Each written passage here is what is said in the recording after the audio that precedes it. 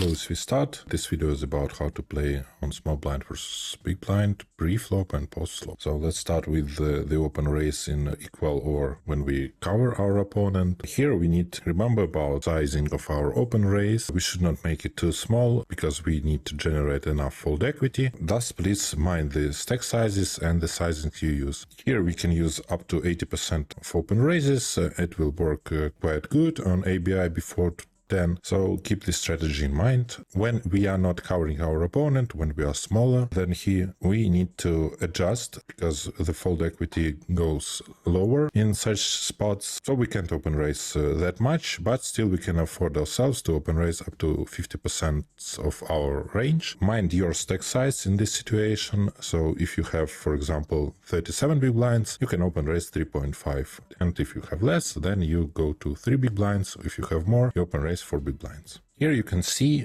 how you can play when your stack size is below 23 big blinds. You are starting to use open raises, limps and jams. It's easy to remember that we limp suited hands, all of them except the strong Broadway suited hands. We will open raise. The same idea goes to off-suited hands, so we just don't want to see flops, we want to generate enough fold equity, so we try to open raise them and win the pot pre-flop. Hands like aces, off-suited and low and some middle pairs, we try to jam straightforward.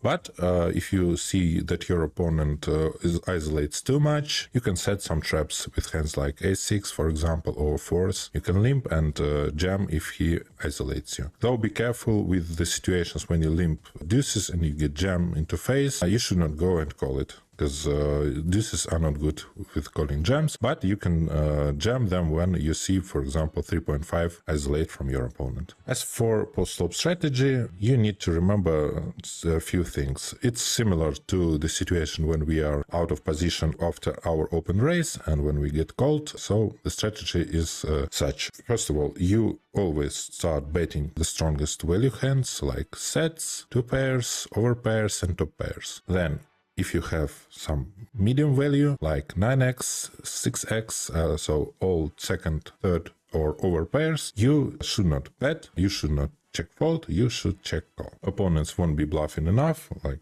flop, turn and river, so basically you will be seeing enough showdowns, sometimes you will be winning on showdown, and you do not want to increase pot out of position, so you play defensively. Ace highs are also good for check calls. For example, if you have ace-8 suited on such texture, you can just simply check call it, see the turn and make a decision there. As for the situation when we are out of position on small blind and we got called, here you can see how we play in 40 big blinds stack sizes. And first of all, the idea is still the same. With top pairs, sets, over pairs and all strong value, we bet. Second, third pairs, we check call. Ace highs, we check call. Here you can see how we play with draws. So all good draws, all backdoor flash draws, backdoor straight draws, we try to bet, right? We use sizing of 30% on the flop. Please keep in mind that our strategy with the draws is to realize our equity as cheap as possible. So thus we will bet small on the flop, and when the turn comes out, we continue barreling with our draws. It will be about 60% sizing, so it's not that much, it's not that small. It will generate some fold equity. We will be winning pots on the turn when our opponents fold, and we will still have an opportunity to improve on the river and value bet it, or on some run out which seems scary for our opponent, we can complete our bluff on the river and bet third time. As for value hands, we still go betting every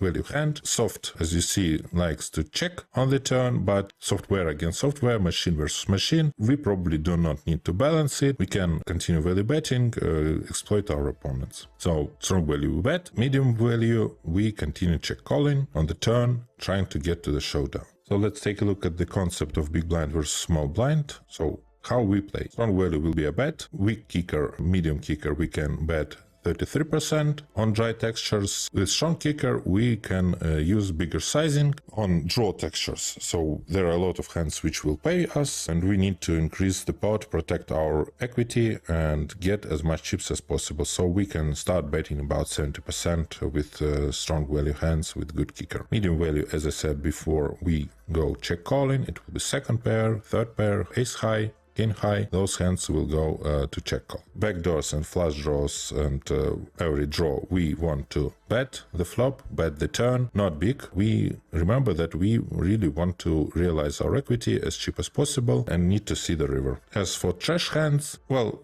we can do a lot, like we are out of position and we need to know our opponent well. So if we know that our opponent is kind of passive, not so aggressive, we can use big sizing on the flop and such textures, get folds from such opponents, but against competent opponents who do not like to give up, I consider just check folding, because it will be very difficult to win this spot without at least some equity in our hand. So please check fold and let it go. In limp pots, we can always bet one big blind and feel fine with it. We will still be getting a lot of folds and it won't be expensive for us. So we can do it even with trash hands. As a conclusion, please remember that this strategy is for low limits and it won't work good later on. So it would be amazing if you start right now to analyze spots in GTO libraries, learn how to play them correctly. So when the moment you will start playing higher, you will be prepared. Thank you for your attention. See you.